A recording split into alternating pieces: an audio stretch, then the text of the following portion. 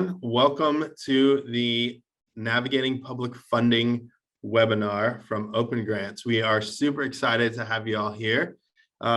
You just so you know, you're in the right spot. As people kind of come in through the waiting room, we'll be letting folks in. So we're going to give them a few minutes to just all get into the meeting here. While they're all coming in, I'll just note some housekeeping things. If you have questions, we will have a Q&A period for the panel after we go through some of our discussion. So you can hold them till then. If you have questions that you want to ask, please you can direct them to Kate Newton in the chat, and they will get addressed that way. And then we will be opening up some time for discussion post the bulk of our panel discussion here. So really excited to have you all here. Some background on OpenGrants. As a company, we are focused on streamlining access to non-dilutive grant funding for innovators and folks working on impact-focused work as well. So we are a venture-backed company. We're about 3 years old, and our mission really is to activate the trillions of dollars of money that's out there in grant funding for people doing the most important work in the world. So we're super proud of what we've been able to accomplish so far. And we're really excited today to bring you some stories, some success stories. We know that this space can often be hard to navigate, and it often can be disheartening to go after and put a lot of work into grant funding and then not receive that funding ultimately. And we know that that's something that folks struggle with, and it's a thing that we've designed within our platform, some tools to hopefully help mitigate that experience and improve that process for you. So I'm really excited to have both Ava and Tosh on the panel discussion today. And I'm going to go ahead and let's do some introductions, folks. So I'm going to go ahead and we'll just go in order here. So Ava, would you mind coming off mute and just introducing yourself? Tell us a little bit about you, about what you do, and yeah, would love to have everyone else get to know you. I know you, but I want everyone else to know how awesome you are. So okay, well, thank you for the intro, Sedale, and good morning, everyone. Thank you for joining us on this webinar. I am the executive director for a nonprofit called Chico Start, and we are a startup incubator and co-working space. We focus on the entrepreneurial ecosystem for filling in the gaps that exist in the North State that may not exist in other areas that are more densely populated, like say the Bay Area or Southern California. So we have a lot on our plate, and that includes also going after grant funding opportunities. So we have little experience in the area, and glad to be able to speak about it today. Awesome. Thank you so much. And it was being humbled. I have lots and lots of experience. They're amazing at it. So, and Tosh, welcome. Excited to have you here as well. Go ahead, if you could introduce yourself and tell us a little bit about ChargeNet as well. That'd be great. Yeah, thanks, Sedale, and welcome everyone joining the webinar. It's great to have you, and I'm excited to share my experience around applying for grants.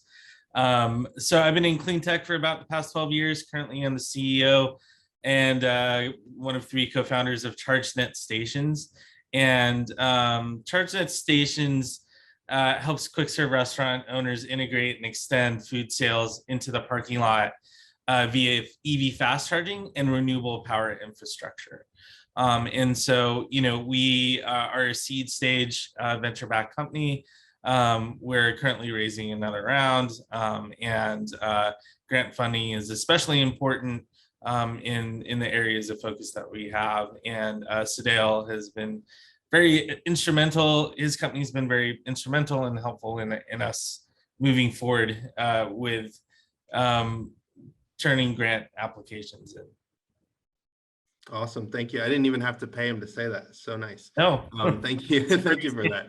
I appreciate it. So yeah, let's get right into it. One of the things that I just want to talk through, people think a lot about grant funding. And of course, the thing that's top of mind is all of this non-dilutive money, which is critical as an early stage company. But I want to get into kind of the impact that pursuing grant funding has had for your organization, because there's other things that are really interesting about that process. And so we'll just go in order once again here. Ava, could you speak to a bit to like how this process of going after grant funding has impacted your organization, and ultimately what impact, not only the grant money, but the process of going after grant funding has had on you and your team? And I think you're on mute there. I don't know if. All right. So you broke up a little bit, but I have a feeling this is a two-part question, and you would like to know what the process was like and what impact it's had on our organization. Yeah? Yes. Okay. So the process, depending on what kind of grants you're going after, right? And I say that with heavy emphasis. So, we have done everything from help on a NSF SBIRs to receiving pass-through DoD grants to local grants to just recently in our first EDA grant. But the process itself can be very frustrating. And I got lucky to run into people like Sedale and others who have gone through some of these grant processes before. And it helps tremendously. So it can be frustrating. It can be, at points you want to tear your hair out. I'm not just trying to discourage anyone. I'm just wanting to set the expectation. But the end result of trying is often, and I mean often as in, there's a reward, right? So to be more succinct, on a local level, those can be easier, especially if you have relationships with SBIRs. It's like putting together a business plan. With EDA grants, it took me 3 hours just to accept the notification letter. So it's all over the board. Now to answer the second question, the second part of this question is the impact.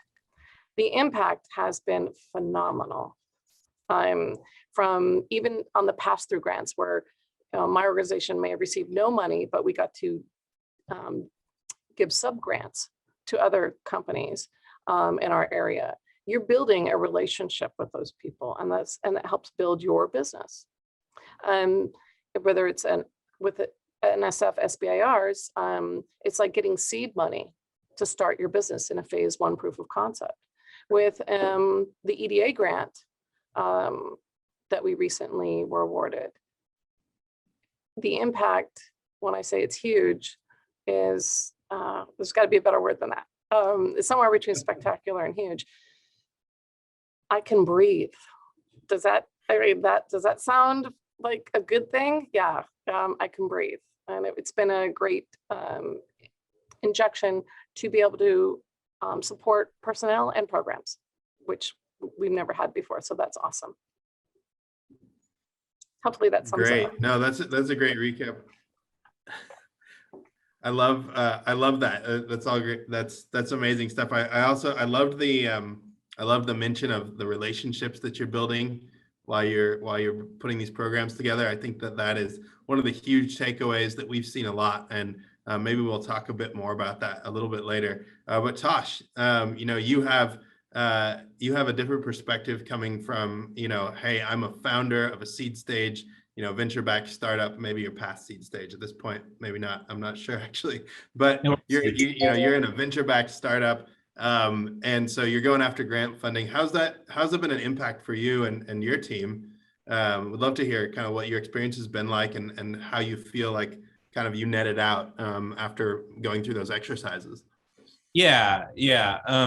So I'll answer them in reverse. So I guess that the impact to our team has been that we've been really able to dial in and focus and hone in on our business model and what we're doing and how we're going to market. And then also what kind of output we're trying to get as a result of the grant funding and what that's meant to accomplish. So more than that, it's also bringing other stakeholders to the table. A lot of people kind of overlook the value that the letters of support provide, but those are really impactful when you have a bunch of other partners and stakeholders at the table that are bought into what you're proposing. So our experience has really been around like CEC grants, CARB grants, utility grants, federal grants, energy grants, Department of Energy. We are effectively a clean tech company, and there are opportunities for us because we are able to reduce greenhouse gases using our software platform that allow us to apply for certain types of grants. And so it's a daunting, so now I'll go into the process. It's a daunting process. It's not something, definitely, if you have the means to hire a consultant to help you go through the process and the application, I would highly suggest it. There are other grants that are actually more self-explanatory when you look at the RFPs, like federal grants, like some SBIRs, and like AF Works too, as well, is pretty self-explanatory. But grants like the CEC grant are very non-intuitive. They require a lot of time and resources, and a winning response, winning score or score that gets selected, it's very formulaic. So but it's also left up to interpretation because you have people that are scoring them.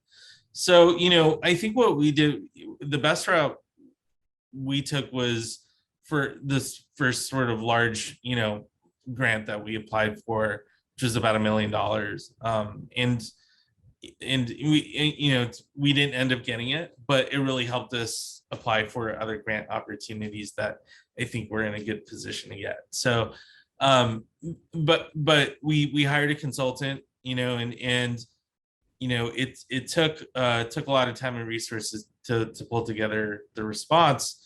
And you want to have the right type of expertise, someone that's done this before, someone that knows how the CEC scores, that can actually look over your response at the very least and do a review and help you, make adjustments,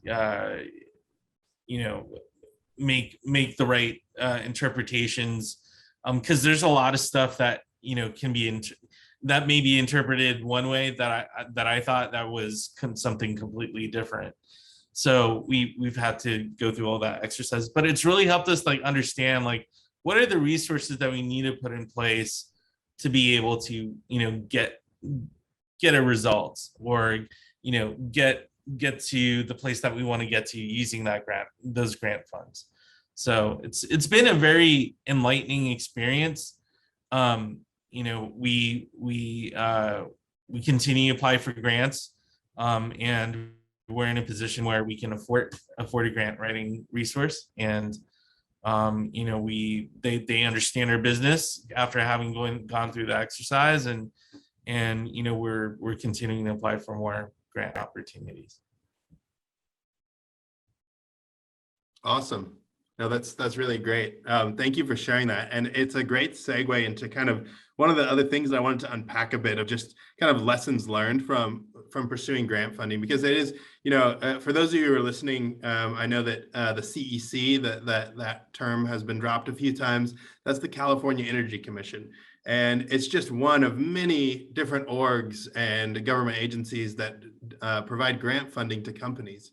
And one of the things that occurs with so many different folks providing money in so many different ways is that there's not a lot of standardization. There's a lot of different requirements depending on where you're applying for grant funding. And so it's been lightly touched on by both Ava and Tosh, but I would love to hear your thoughts on kind of your lessons learned and how you are thinking about kind of optimizing for accessing this funding moving forward. What kind of tips and tricks might you have for nonprofits or startup founders who are out there who are looking for grant funding? What things can they do to be successful in this space? Right. Well, I highly recommend following different newsletters like Cal Nonprofits or nonprofits.org, if you're a nonprofit. They often are putting out the latest and greatest of grants that you are eligible for. They often share that information, which is great. Another is to attend, another tips and tricks you were talking about, Sedale. Another would be to attend some grant writing workshops. If in the end you end up hiring a grant writer, which is an option as well, and I also recommend if you have the resources, you still want to be able to know enough to be dangerous. You want to know enough about grant writing to be able to know if the people you've hired done a good job or not, or if you need to fine tune some of that wording. It is a fine art. I'd have to use that as a descriptor. It's a fine art to learn how to literally tune your grant requests and the wording that is used. That is something else that I found fascinating. I think also with regards to tips and tricks and being ready for when things come your way, it's great to line up your support letters and line those up ahead of time. You might have like a July 1st deadline for something.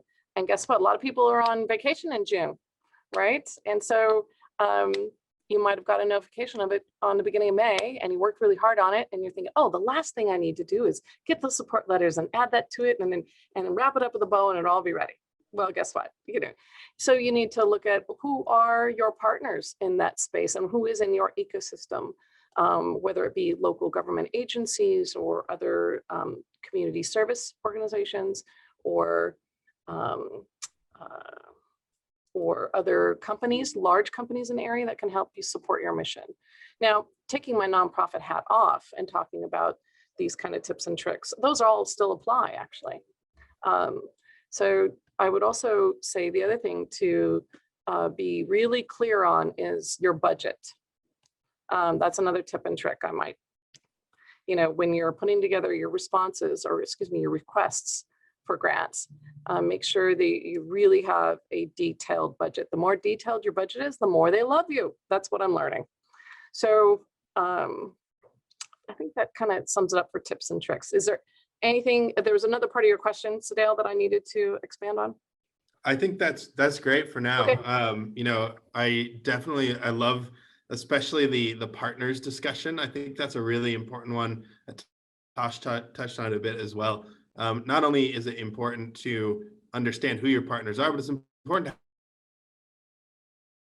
to have partners. I think that's something that frequently, we don't see is really good partnerships coming into these opportunities where the government is frequently interested in writing a smaller check for a single company. But Tosh, do you want to share some of your thoughts? Yeah, no, I share a lot of Ava's tips and tricks, and then those are great tips and tricks. I'd say the challenges that we've always encountered were mostly time related. I mean, whatever time you think you need, double it because you're going to need that time with or without a grant writer. There's always that point where you're a few hours from the deadline and you're still fine tuning stuff, and that's going to happen. But make sure to leave yourself enough time to get those parts and pieces done. And if you're delegating and if you have others that are going to help support, the grant application piece, make sure you clearly delegate, this is the piece that you're going to cover and that they understand what that piece is, because you may delegate it, they may not understand it, and then you have to redo it last minute. And that's happened as well. So, leave plenty of time, make sure that, if you're working with a team that's taking, parts and pieces of it, that they understand what those parts and pieces are. And, some of these require long abstracts, like, the grants that we've applied for, they cap them at 20 pages and they do that for a reason, because they can go a lot longer. But there's a lot of content that needs to get delivered, and being prepared ahead of time, like making sure that you have research that's kind of backing up what your thesis is in your grant application, or what you're applying for. That's really important. So make sure to have that ahead of time too, and it may not be 100% dialed in, but as long as you have something, it gives you a good baseline to be able to work from and keep refining as you go through the process. So and then the other thing too is, and I know it may sound trivial, is addendums. A lot of times you'll have a wholesale change to, whole material change to a significant piece of that RFP. And if you're not on top of checking the addendums, you're gonna totally miss it. So make sure that staying on top of any changes to the RFP or the grant application, that's really important, because sometimes it happens, it happens instantaneously, and you have to pivot. You have to be able to pivot that quick too as well. So being nimble is very important as well. That's great. That's great advice. And with the addendums, I think that's a really important point, that at some point these agencies and other groups, they may change direction. And one of the things that I think you've both touched on a bit, in terms of that relationship you're building and staying on top of those changes, a lot of that has to do with the relationship itself. And I bring this up a lot, but frequently folks who are viewing grant funding view it as this kind of monolith. They view government in particular as this very monolith thing. But there's real people back there, like making decisions and writing checks and such. And so if you can build out that relationship, that's huge for your company and for yourself, just in terms of navigating this space. One of the things you mentioned, Tosh, that I'd love to get into, it's one of the questions we get a lot, is, how much time is this really going to take me to go after this grant funding, and how do I plan and kind of resource my team to go after these opportunities? So I'd love both of you, if you could just talk about maybe the last things you worked on, and what really were like the time requirements and bandwidth requirements, and how did you make the decision to prioritize that over other things you could be doing with your time and resources? Do you want to go, Ava, or do you want me to go? Sure. Okay, so we started doing a lot more. There's a lot more money in the space that we're in the EV charging, renewable energy, clean tech space. And so for us, it's staying on top of federal grant opportunities of the Department of Energy, the Environmental Protection Agency, and other federal agencies that where we're able to provide a benefit.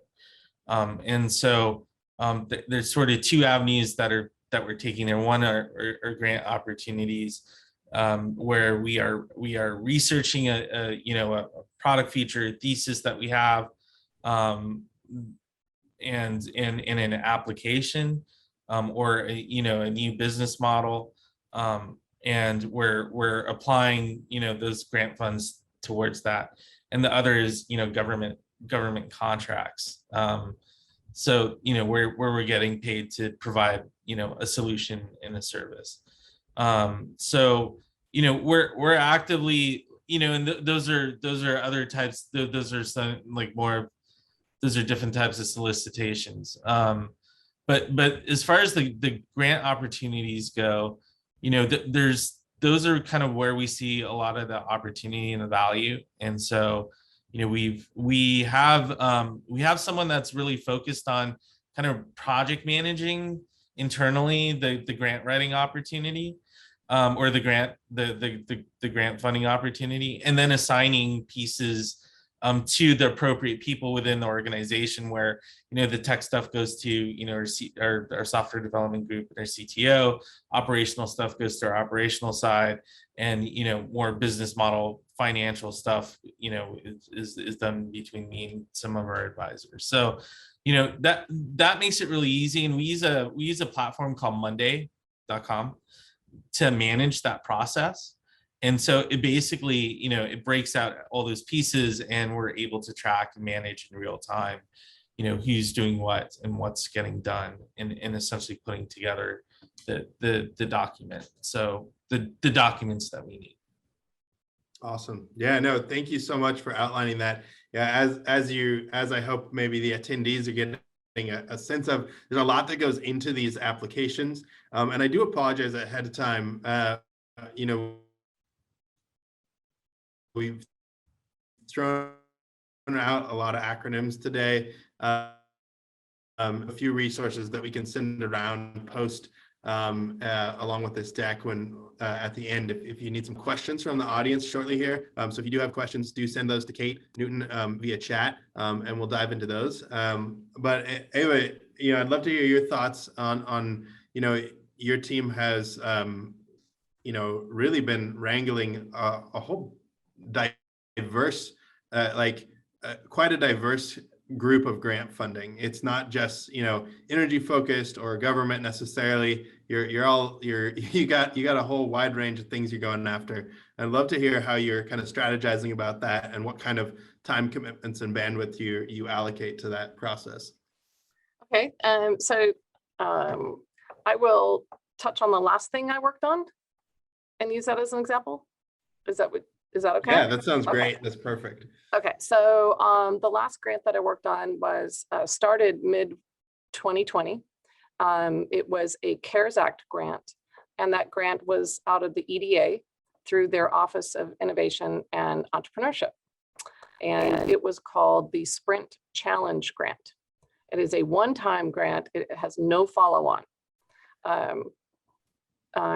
It did not ask for a concept proposal ahead of time. It was just all at once. The reason why I mention that is because often in certain parts of the EDA grants, they will ask for a concept proposal first. And then if you make it through that gate, so to speak, and they approve of that and they want more information, then you will have to put in a full proposal. So I thought I'd stop there and explain that. So we put in a proposal for our entrepreneurial ecosystem and putting in pieces, parts, and programs to support recovery and resilience. We have, just as a piece of context here, in our region, we have had back-to-back disasters. Starting in 2017, we had the flooding from the Oro Dam spillway. In 2018, we had the Camp Fire. In 2019, we had the North Complex fires. 2020, we had COVID, like everybody else. And right now we're experiencing the Dixie Fire, which is over 626,000 acres right now. So we definitely need pieces and parts and programs in place to be able to react to these in a proactive way, not a reactive way. Okay, so there's some background. Now, that's the last thing I worked on was this EDA grant called Sprint Challenge Grant, and that was the reason why. The time we put aside for it would probably be 60% of my time from the NOFO to the submission. That would be on average. Some weeks it was 100% of my week.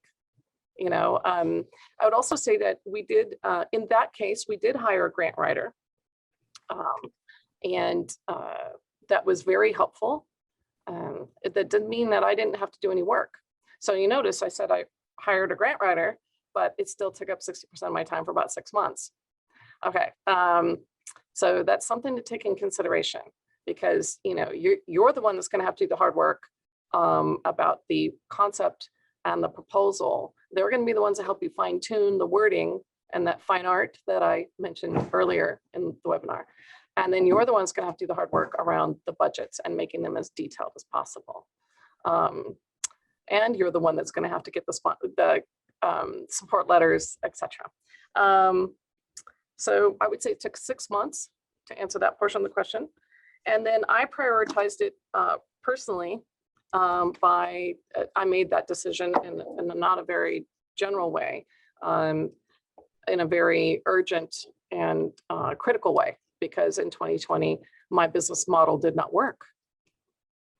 The grants we had gone after before that were like in support of different industry clusters or in support of different initiatives in our region.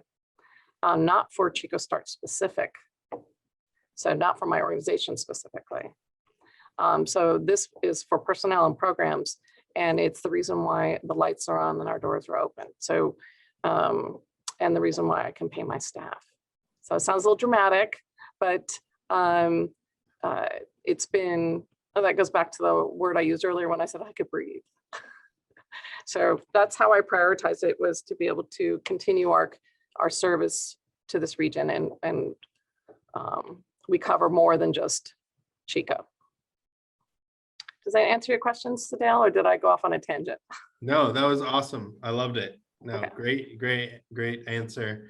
And it's a great segue as well. You know, you mentioned specifically that you hired a grant writer. And this, one of the last questions I wanted to touch on before we get into more of a discussion and answer some of the questions from the audience here. Talk a bit, can you each talk a bit about whether or not you hired a grant writer, what that process was like, how you made the decision? I'd love to, I think this is a really relevant point that we get a lot of questions about this, like, hey, should we hire a grant writer? If so, how? Who do we hire? Kind of things. So yeah, if Ava, if you want to speak to that first, and then Tosh, that'd be great. Yeah, no problem. You know, I'd also looked at other organizations that were similar to ours in other regions, and you know, asked them questions about how they've been able to sustain, or how they built out certain programs, and what kind of grants they went to pursue in support of those, right? And so I got to see there was a pattern of the categories in which and agencies in which they were going after. And I also learned from asking those questions that a lot of them suggested to hire grant writers to learn the process through that way, right? Even if you didn't get the grant, right? You're going to learn a ton. And from that key learnings, it helps you fine tune how you do your grant requests ongoing. Now, and yet another organization shared with me that they used a grant writer until they felt they could do it themselves. So they used a grant writer, I think, for about 2 or 3. And then ever since then, and that was like 8 years ago. And then ever since then, they've been doing them on their own. And they've had wins and they've had losses. But even with grant writers, they had wins and they had losses. So, but they felt far more confident and capable, I think is a good word, to be able to do that. There's pros and cons. Again, Tosh said it very well earlier about, you know, if you have the resources, because it's an investment, it's, you know, you're not putting a deposit down on something you're going to get your deposit back if it doesn't work. No, you're making an investment. I kind of looked at it as you're making an investment in your learning experience towards this. And I do think it's valuable, even if you don't get your first 1 or 2. Awesome. Thank you so much. That's great. Go ahead, Tosh. Love to hear, you know, you're in a position that I myself and many others on the call potentially are also in terms of being a startup founder, where you're always thinking like, oh, maybe I could do this myself and be more efficient with my resources. But at least in my opinion, this is one thing that makes a lot of sense to outsource for a lot of the reasons that were just mentioned. But would love to hear, you know, your thought process and how that's been for you, and if you've seen value in making that investment yourself. Yeah, no, that's it's a great question, and you know, again, relate with everything that Ava's just said. But you know, there's different levels of care that you can get from a grant writer, and you know, I think initially, if you're going after something that's, you know, really tangible and where, you know, you feel like that there's a high probability that you might, you know, get selected, and it's really worth the investment. You know, decide like how involved do you want them to be. There's the level where they're actually writing it and they're project managing it, and you're just feeding them information that they're requesting. There's the level of care where they're basically project managing, but you're providing all the content and, you know, writing it up, and then and then they're revising it, and then they're also helping you with other parts of it, like the budgets and the the scope of work and all the other pieces that kind of go along with the grant application. And then there's the really sort of hands-off, hey, what it looks like, what numbers to put in there, and we're just going to review it and scan it and make sure you're hitting all the scoring points and effectively reviewing it to make sure that you score well and that you have a high probability of getting selected. So with the exception of someone actually writing the grant for us, we've used those other levels of care, and with mixed success, to be honest. We used a grant writer to help write our abstract for a grant application that we applied for, and we got selected, so we were invited to provide a full proposal. And then we applied for that full proposal, and we used more of that grant writer's resources in another resource to really develop the response. And so and that cost us a little bit more. So it really depends. I highly suggest do not go at it alone. And even if you do take a class, I would still consult and get some professional help with submitting a response. Yeah, awesome. Yeah, thank you. If you're willing to, if either of you are willing to share, can you talk to a little bit about just what the cost was ultimately? And if you just want to give a range, that's fine. But what did as you were paying for these services, how much were you really investing? Go ahead. Yeah, sorry, you're breaking up a little bit, Sedale, so I wasn't sure if you were done yet. I'll quickly answer. I have no problem sharing because I think people should have an idea, a real idea of how much this can cost. It was 10 grand. And I don't mind paying 10 grand for something that I got, a couple $100,000 for. So as far as I'm concerned, it's a worthy investment.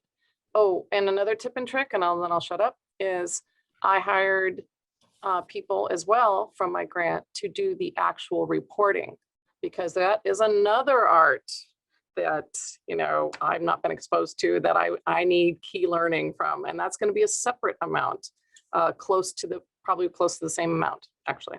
So anyway, that's 10 grand, folks. And it can be more depending on who you hire. Yeah, I'm glad you brought that up. But it's a lot of times the grant writers also provide administrative services for the grant, and you can actually write them into the grant, and it actually can help make it a bit more cost efficient on the application side. But it relative to level of care, just to go a layer the onion deeper with our pricing and what we've had to pay for, like just doing like a scan, and a review is anywhere from like $2 to $3 grand. But like a full application and project management, with the exception of actually writing the contents, is about $7 to $8 grand. Mm-hmm. Awesome. Yeah, thank you so much for sharing that. We're going to go ahead and get into some questions from the audience now. And just want to remind everyone on the call that if you are interested in sending questions, go ahead and send them to Kate Newton via chat, and we will address them as best we can. So I'm going to kind of roll back through some of these questions here. Let's grab one. One of the things that we talked about today that I think is really a really good talent for folks to learn is getting letters of support and bringing other groups to the table to apply with you. Could you both speak a bit more about your approach to getting letters of support and tips and tricks for collecting those?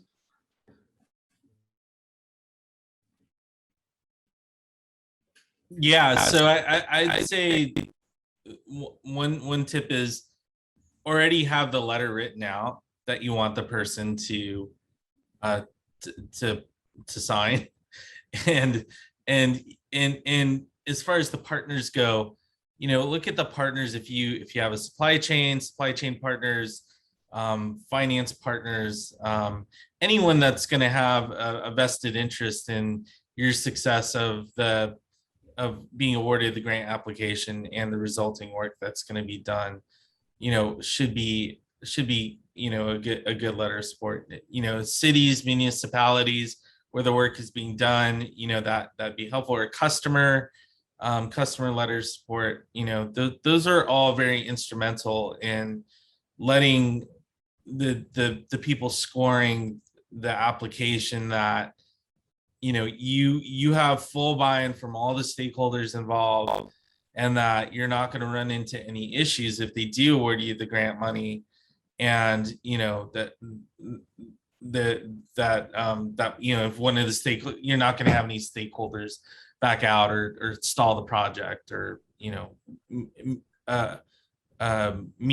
keep you from meeting your goal.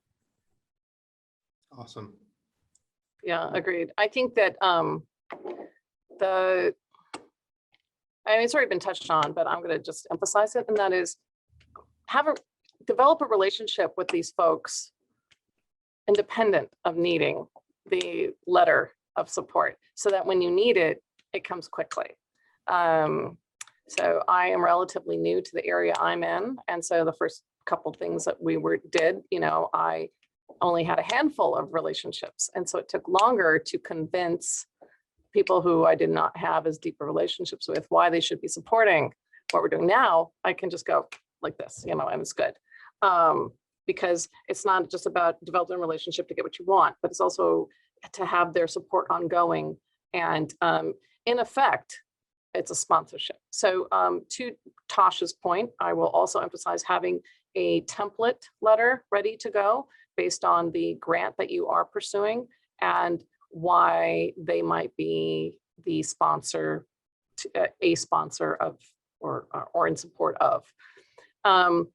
I will tell you that I was given very direct feedback from our regional EDA person that before we even submitted last December, that all the letters need to be independent, meaning they should not look like a form letter. Now, that's EDA. Now, with other people, they don't care. They just want to make sure these people are committed.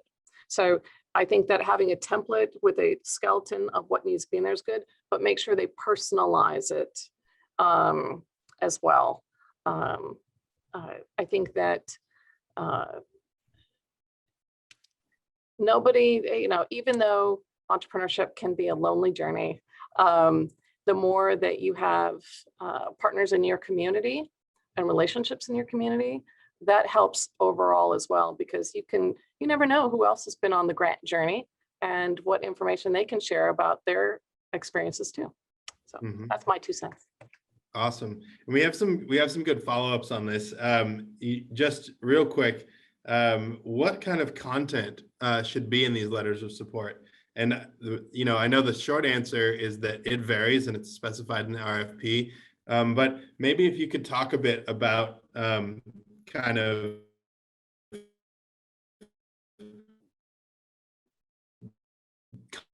you've seen in letters of support and for finding those people and getting them to include that information in the first place. I'll go since Tosh hasn't unmuted yet. I highly recommend some of the agencies you listed before, Sedale, like the city and maybe other agencies. Like for Tosh, it would be, utilities, or it would be other clean tech companies or other clean tech initiatives. It could also be local universities. I highly recommend having relationships with local universities. Sorry, I had a blank on what I was trying to say. Oh, community colleges, Chamber of Commerce, the county. I've actually been involving the county in a lot of things that I do because I'm trying to provide services and programs for a huge region. And so I think it's important for them to be invested as well to help support these things. So that's specific to my, needs. If you're working on an SBIR or something with the DoD, you're going to want specialists or people who also work in that industry that you would be working with to help support what you're doing. You'd want even PhD university professors to support what you're doing, if you're doing something, let's say, for the NSF, right? For other DoD things, you'd probably want to make sure that you have letters of support for, in addition to all the other things I just mentioned, other related industry partners that are in your area and going to be supporting, or people that would actually be on the receiving end and why it's important to them. Those are some angles. Awesome. Yeah, I was going to say, you know, a lot of times grant opportunities will require match funding. And so that match funding is essentially there to help de-risk the grant opportunity. And it's really important, you know, it's important early on to make sure that you have, you know, a plan A, B, and C as far as the match partner goes. And typically, if you have a very specific project in mind, you know, you're going to get a match funding letter and a letter of support from them. And they're going to be probably a little bit more involved in the process. But otherwise, you know, I'll speak for myself and what we're doing. I mean, you know, we have letters of support to what Ava had said from, you know, the city and county, from our suppliers, our supply chain, from, you know, our match funding partner, and our customer, and you know, the private equity fund that owns them. So, you know, we made sure that we addressed all the stakeholders and that they all were involved in making sure that, you know, we had the best chance of success of getting awarded a grant. So, and you know, that support still continues, and you know, again, you want to keep those ongoing relationships. Not because you need a letter of support, but because, you know, everyone's got a vested interest in each other's success. So. Yeah, I unmuted right quick because I forgot to add what Sedale had asked us to add. And that is, what is in the content, or whoever asked the question asked us to add, and what's the content of these letters, right? I forgot to actually say that, sorry. The content of these letters, yes, it is varied depending on who your audience is, but you wanna make sure to clearly include the name of the grant. You wanna clearly include the purpose of the grant, and you want to clearly include the letter of support should clearly state their support and why. Okay, the why is really important. Okay, it can't just say, oh, and we think this is a good idea. It needs to actually say something like, this will encourage more clean tech in the San Joaquin region, or it might, because this will provide funding for standalone charge station, or it should, or in my case, it'll say stuff like, this will help with economic recovery in our region. And they can be even more specific, like it'll help support their programs and their initiatives.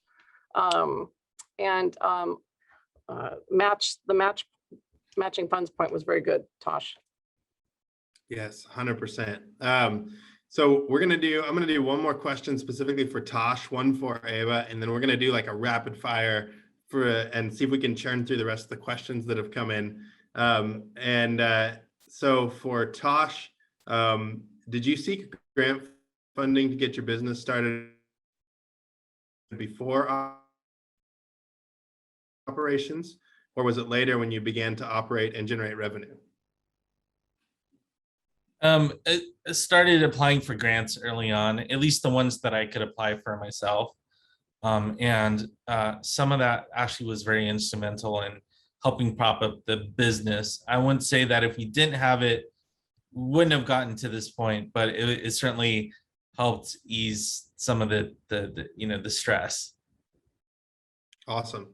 And Ava, how did you find grants like the one-off example that you were talking about from the EDA? Yeah, that was by hook and crook. It was not, I was looking at EDA grants because of the CARES Act funding, and I had heard that there was some, money coming down the pipe. And that was before this year. This year, we got a lot of money coming down the pipe, folks. And so I specifically started looking for CARES Act funding for nonprofits. And that's how I stumbled upon it. Now, this is where somebody like, Sedale and his OpenGrants.io is going to be even more useful for organizations like myself in the future, because it helps simplify the process of looking through and finding grants. So actually, no, he didn't pay me for this plug, but it's a good place to put a plug for his online grants platform. Yeah, just merely stumbled upon it. Awesome. Thank you. And thank you. So we're going to go rapid fire through these. Some of them I'll grab and I'll open them up for a few others.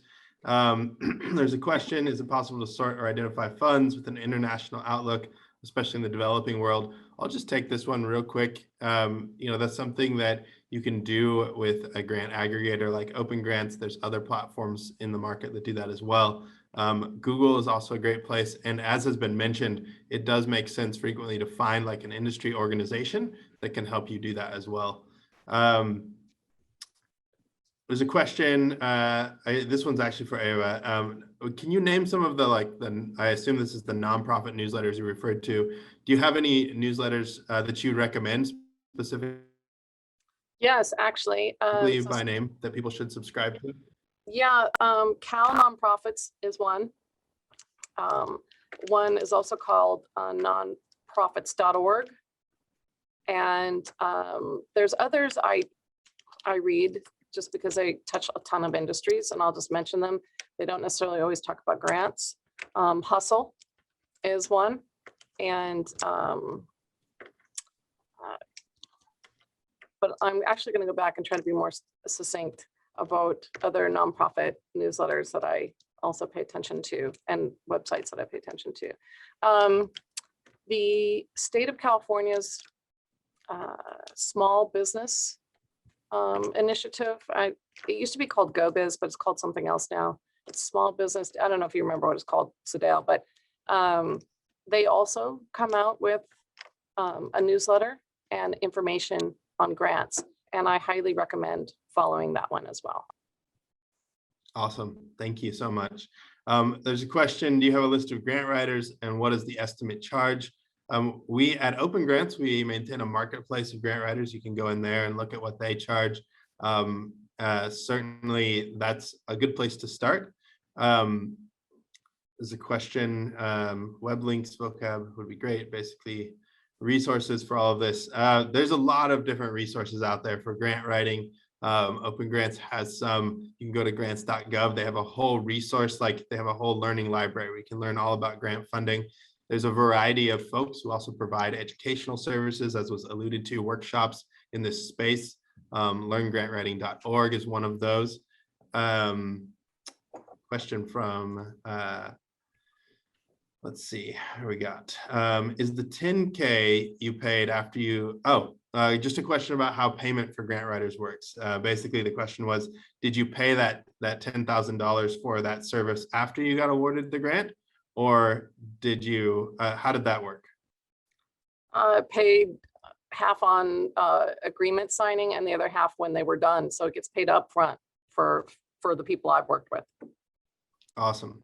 And that's sometimes typical. If it's a longer engagement, sometimes they'll bill bi-weekly depending on the project. Right. This is a good one for Tosh here. What kinds of grants do you usually suggest for a new startup? So what kind of grants have you been looking at for your startup? But basically, like after your first year, you have a prototype. Are there specific programs that you look at? I mean, I think that they're accelerators that will provide, grant funding and also investment too. I think those generally work a lot better, especially if you have, you know, a killer idea and it's kind of well thought through. That's where you can take something from prototype to, you know, to production or something like that. As far as like early, you know, stage grants, there's not a lot out there. Sometimes you'll have large corporates that'll do like small, you know, $25,000, $50,000, you know, grant opportunities. There's LASC is one of them. That's up in LA. But as far as the grant opportunities that we're really going after, they're generally larger. I mean, you know, $1 million plus grant opportunities. That's really where it kind of makes sense to us to, you know, to devote those resources, because when you win big. But you know, it's not.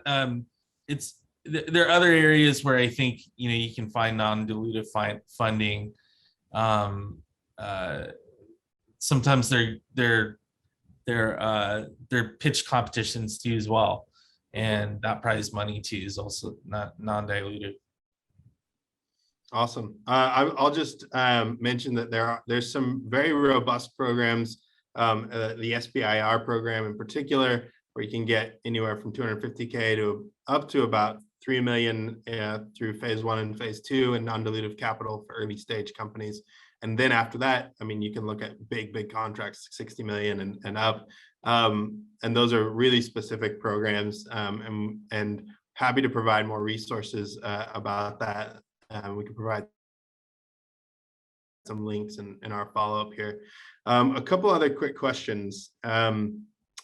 Do either of you recommend reaching out to program managers of these grant programs? Oh, go ahead, Tosh, sorry. No, you go ahead. Okay, yes, and no, it depends. With the EDA, you want to reach out to your regional person, not the program manager.